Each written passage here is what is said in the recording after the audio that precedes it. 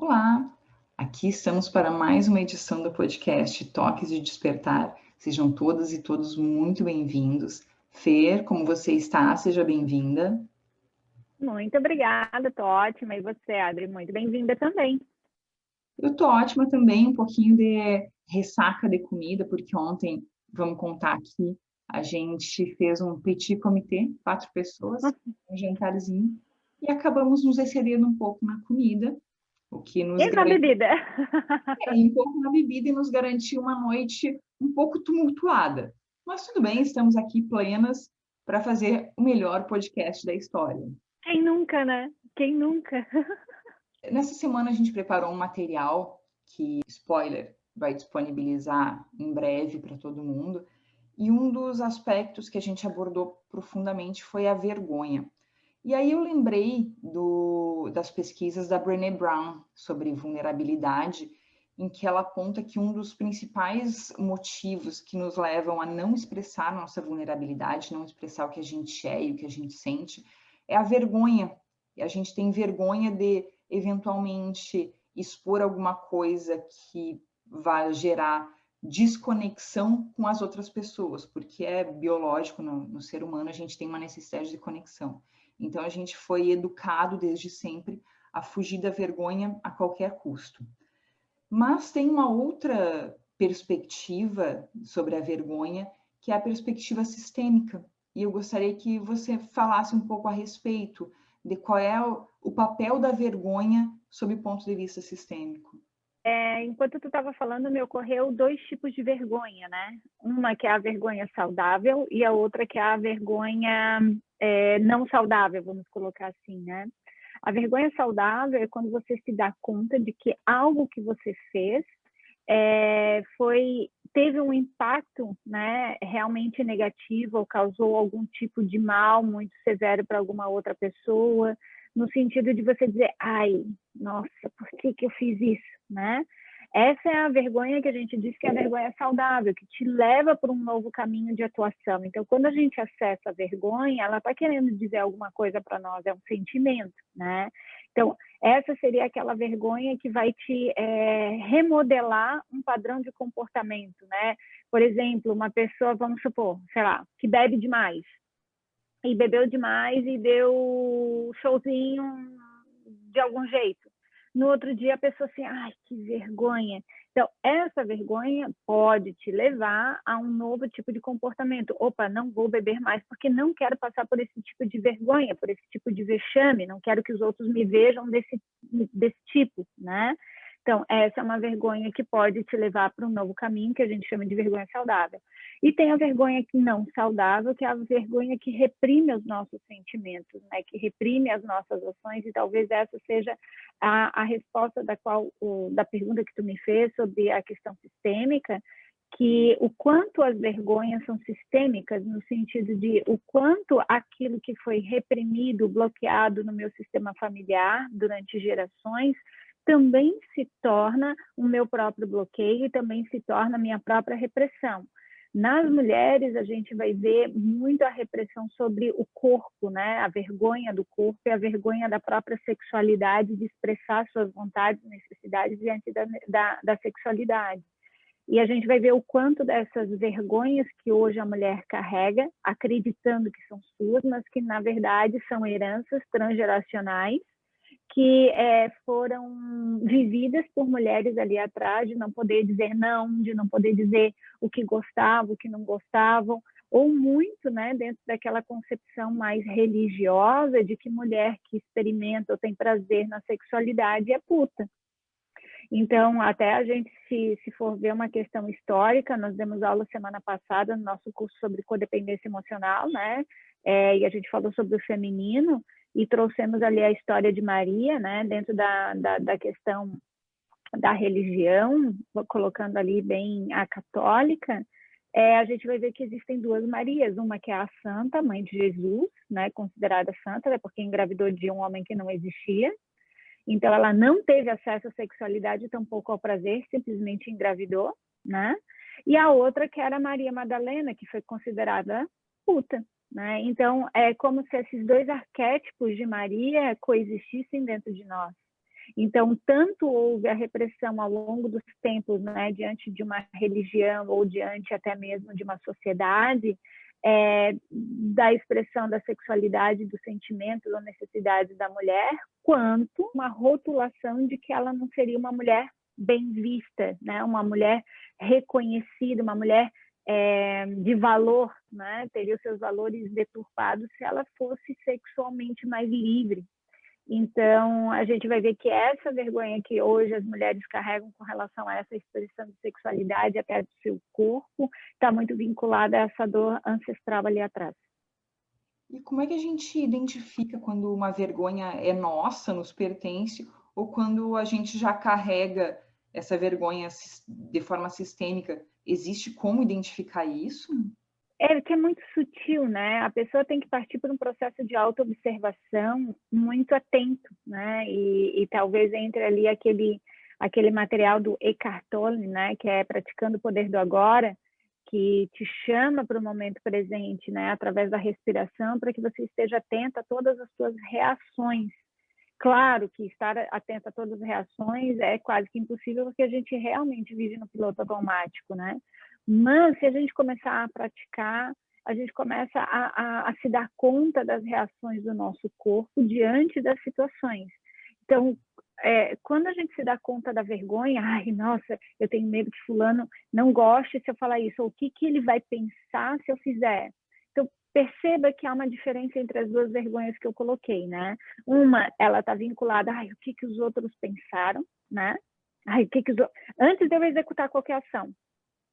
Antes de eu executar não, o que o outro vai pensar é como se eu perdesse o controle da reação do outro. Então, vem a vergonha de eu me mostrar. E a outra é quando a situação já ocorreu e eu tenho consciência de que, putz, não foi legal.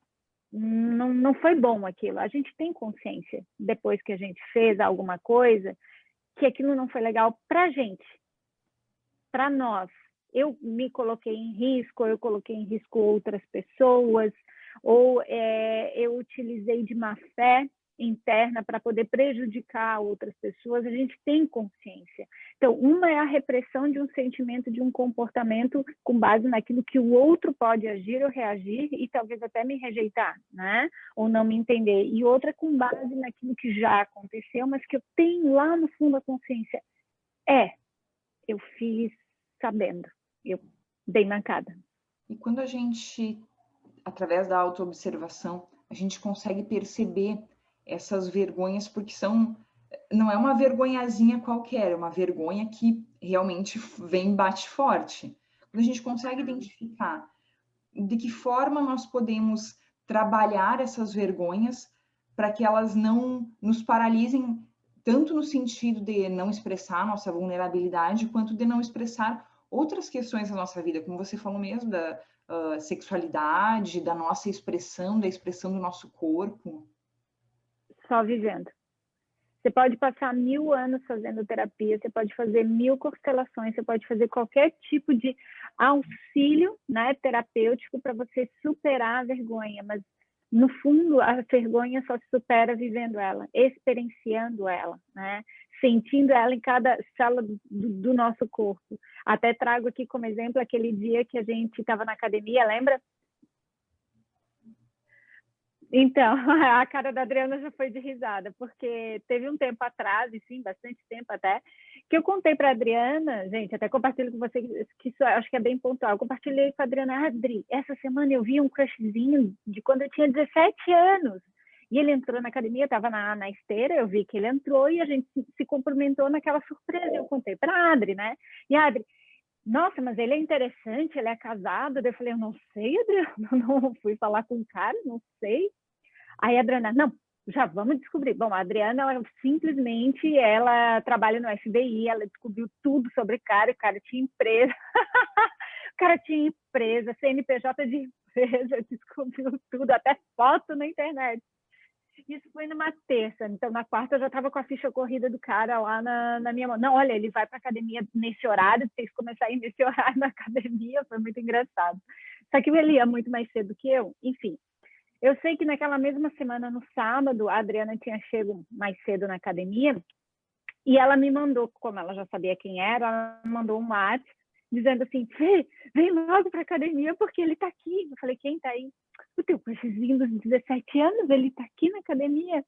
Aí assim, ai, Jesus, será que eu vou? Não vou, tá, vou. Aí cheguei na academia e tal, despretensiosa. Aí tava o rapaz, esse crushzinho, né? No equipamento, treinando, graças a Deus, com fone de ouvido, gigante. Tava a Adriana próxima e um professor na academia. Quando eu chego e vou falar com a Adriana vira para mim do lado do professor da academia e diz assim, o teu crush tá ali, vai lá. Gente, eu fui tomada de uma vergonha imediata tão grande, mas tão grande que eu paralisei. O professor da academia, não sei se prestou atenção ou não, mas para mim ele tinha prestado e ficou olhando, rindo para mim. Essa foi a sensação que eu tive. E o carinha, que não deveria estar escutando nada, mas ele parou e ficou me olhando. Gente, sério, eu parecia que eu estava numa arena com leões avançando dentro de mim. Eu senti vergonha em cada célula do meu corpo. O que eu fiz? Eu olhei, eu esqueci minha garrafa no carro, saí correndo. E a minha vergonha veio como se eu tivesse sido pega no ato, no sentido de expressar que eu estava sentindo interesse pelo rapaz, né? Na verdade, eu nem sabia se eu tinha interesse ou não tinha interesse, porque eu só via comentário com a Adriana e aquilo aconteceu tudo. Mas era como se eu tivesse sido pega no flagra, no sentido de que, meu Deus, eu mostrei interesse pro cara. O que o cara vai pensar? Vai achar que eu sou uma puta, né? Ou que eu tô dando em cima do cara e tal. E isso, obviamente, que a gente sabe, não tem nada a ver. Mas era um sentimento de repressão, de expressão que eu carregava dentro de mim. E depois daquele dia, que foi um tratamento de choque, eu nunca mais tive essa vergonha latente de expressar se eu estava afim de alguém ou se eu não estava, de me colocar num posicionamento onde eu pudesse expressar o que eu sentia, né? Então, foi muito legal ter passado por aquela situação, foi altamente vergonhosa para mim, contudo, com certeza não foi para os outros, mas foi libertadora para aquilo que eu estava sentindo. É como se tivesse explodido um vulcão dentro de mim e saiu. Eu não voltei para treinar, só para resumir a história. Não tive condições. Então, quando você fala sobre viver a vergonha, é tipo, encara de frente e passa pelo trauma. Exatamente. Se você não passar pelo trauma, você vai ficar fugindo de ressignificar esse trauma uma vida inteira. Porque eu me lembro quando eu era criança, o meu pai era altamente repreendedor, né? Então, eu tinha horário para chegar em casa, não podia sair com meninos, enfim, eu tinha toda uma dinâmica de repressão. Então, era como se internamente, se eu demonstrasse interesse por alguém, eu estava desobedecendo meu pai. Ok? Claro que, além disso, tem todo um histórico de dinâmicas sistêmicas, né, de antepassados ali atrás, em função da vergonha, do expressar. Mas eu estou falando de uma dinâmica real infantil que eu vivi, né? Então, como meu pai era muito repreendedor, era como se eu tivesse uma ordem dentro de mim, não, eu não posso demonstrar, não, eu não posso parecer que eu tenho interesse, não, papai vai brigar comigo. E no momento que aquilo quebrou, que eu vivi isso, é como se eu tivesse reconfigurado e dado um salto quântico. Opa, eu saí da minha infância dos 5, 6 anos, 7, 10, 11, 12 anos e vim para a minha fase adulta. Não, peraí, eu posso? Tipo, agora eu posso? Então, a gente carrega muito dessas repressões e ordens que foram enraizadas na nossa infância, né, dessas determinações, dessas leis, e que a gente ainda continua agindo da mesma forma sem se dar conta. Então, muitas vezes, quando vem a vergonha, tu tens que te perguntar a quem eu estou obedecendo, ou quem eu vou desagradar se eu expressar. Muitas vezes o pai ou a mãe na tua infância não sabia expressar sentimento, então você vai lá e repete. Então, quando você vai no teu parceiro ou na tua parceira falar algo e aquilo trava, tu tens que te perguntar, tá, mas quem que eu estou repetindo? Ou a quem eu estou obedecendo? E trabalhar isso dentro de ti no sentido de que, bom, agora eu posso, agora eu sou adulto, agora eu sou adulta, agora eu posso falar, agora eu posso expressar, agora eu posso assumir o risco de não ser aceita, de não ser vista, de ser rejeitada, porque acontece, né? Acontece, às vezes o outro não está disponível, não é o momento daquela pessoa, principalmente isso ocorre no movimento da sexualidade, né? As mulheres são tão reprimidas que muitas vezes quando elas vão demonstrar interesse, né, pelo seu parceiro ou pela sua parceira, e o outro rejeita, não porque está rejeitando a pessoa, mas muitas vezes porque não está disponível, está cansado, está em outro momento da vida, e porque não há diálogo, então não se entendem, a mulher já se fecha completamente. Então eu nunca mais vou demonstrar a minha vontade para o meu parceiro, para a minha parceira. Entende? Então, isso muitas vezes vem de bases de questões da tua estrutura infantil que você carrega ainda de repressão. Então, baseado nisso, baseado no exemplo que você deu, dá para dizer que quando a vergonha é desproporcional à situação, é um indício forte de que talvez ali você tenha que dar uma olhada? Ah, com certeza. Tu pegou num ponto agora bem, bem bacana. Quando o sentimento é desproporcional na situação, né? Nossa, se eu falar que eu gosto de sexo de tal jeito, nossa, o que meu marido, meu parceiro ou meu companheiro vai pensar de mim? Meu Deus, ele vai me achar... Aí tu já cria 1000 historinhas na tua cabeça. Ele vai achar isso, aquilo, aquele outro. Blá, blá, blá. Não vou falar. Então, é completamente desproporcional, porque, na verdade, a sexualidade é um prazer que precisa ocorrer para os dois. Os dois têm que estar entregues ali ao prazer. Os dois precisam ter o interesse de se satisfazer mutuamente. Então, se você não fala o que te dá prazer, se você não conhece seu corpo ao ponto de dizer, não, isso para mim é bom, isso para mim é ruim, isso aqui machuca, isso aqui incomoda, então o outro nunca vai saber o que é prazer para você. Daí o que acontece? Acaba se tornando um peso. Aí você vai fugir mesmo, ou o outro vai fugir. Aí não vai ter troca, porque daí não teve vulnerabilidade, portanto não teve entrega. Então, às vezes, quando a gente leva uma vida inteira, um relacionamento nessa vergonha, acaba que a gente passa a vida inteira sem nos expressar, sem expressar nossa vontade, sem viver aquilo que a gente gostaria de viver, porque tá travado dentro da gente e nunca vai sair. Exatamente, vive na superficialidade, né? Por isso que tantos casais vivem na superficialidade. Então, não se aprofundam realmente. Porque, gente, não tem... Agora falando do ponto de vista da sexualidade, porque o papo foi vindo para cá, né?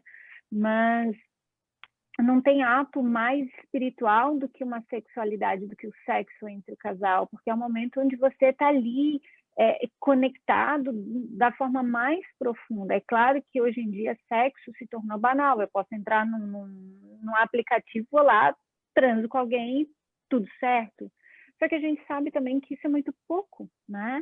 Que a conexão do olhar, a conexão da respiração, a conexão do toque, do cheiro. Então, quanto mais tu vai tendo vulnerabilidade com o outro, mais profundo vai sendo o teu processo de entrega. E isso vai tornando cada vez mais espiritual a tua relação com o outro. E são esses os grandes laços que a gente pode criar com uma outra pessoa. E minha defesa em relação ao acontecimento citado anteriormente, ninguém percebeu nada, só ela que teve aquela reação desmedida, e eu fiquei me sentindo mal, disse, gente, o que eu fiz para essa mulher? Oi, né?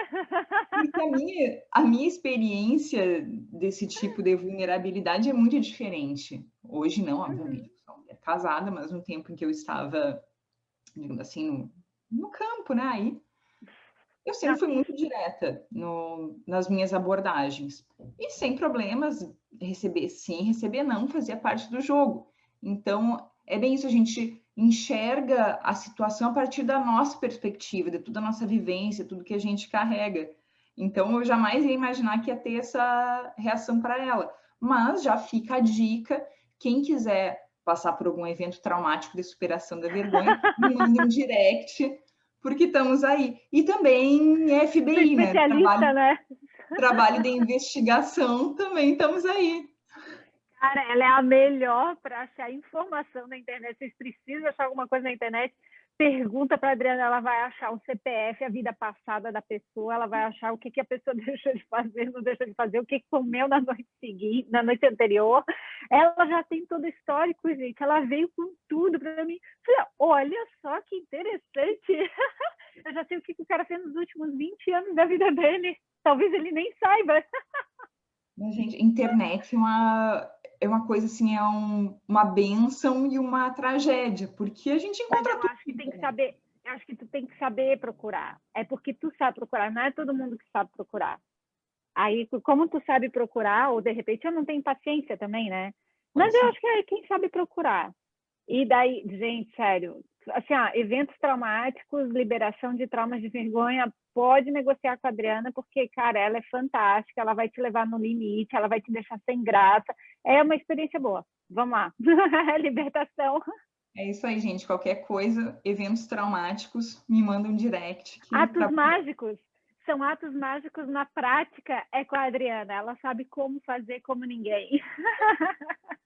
sempre que a gente fala sobre a vergonha, sempre acaba vindo para essa questão da sexualidade, que é muito importante para nós mulheres. E acho que a gente, inclusive, deve aprofundar num próximo podcast, porque esse tipo de limitação acaba limitando a nossa vida inteira, a expressão de outros aspectos da nossa vida também, que não só a sexualidade, porque sexualidade é vida, né? Exatamente, não é só sexualidade entre quatro paredes, né? Inclusive, é a sensualidade que a mulher também muitas vezes se reprime em função de um padrão de comportamento que ela tem que seguir, que por vergonha ela faz ou não faz diferente, que daí entra naquilo que a gente falou. A sensualidade da mulher não está enquanto necessariamente ela está arrumada de cabelo feio e toda de unha pintada, mas tá enquanto ela consegue ser o seu mais natural possível, expressar a sua naturalidade, a sua conexão com o seu corpo da forma mais natural possível. Então, isso é ser uma mulher sensual e sexy ao mesmo tempo, que chama a atenção, independentemente se o teu corpo está mais magrinho ou mais cheinho, se o teu cabelo está arrumado ou não está. É o quanto tu é natural contigo. E o quanto isso, muitas vezes, é tema de vergonha. Ah, não, mas eu não me maquei, então eu não vou sair assim, eu tenho vergonha de sair assim. Ou, eu tô com isso, e o que os outros vão pensar de mim? Então, o quanto isso reprime a expressar, eu tenho que estar mais magrinha para poder ter um relacionamento. Entende? Então, o quanto isso são padrões de vergonha que a mulher acaba carregando e que limita completamente a expressão na vida dela, não apenas na sexualidade, mas também. A gente se compromete aqui para desenvolver melhor esse tema da sexualidade, sensualidade e expressão em um outro episódio mais específico, porque hoje a gente fica por aqui. Fer, muito obrigada e até a próxima. Obrigada, Adria. Obrigada pelo tratamento de choque. Super valeu.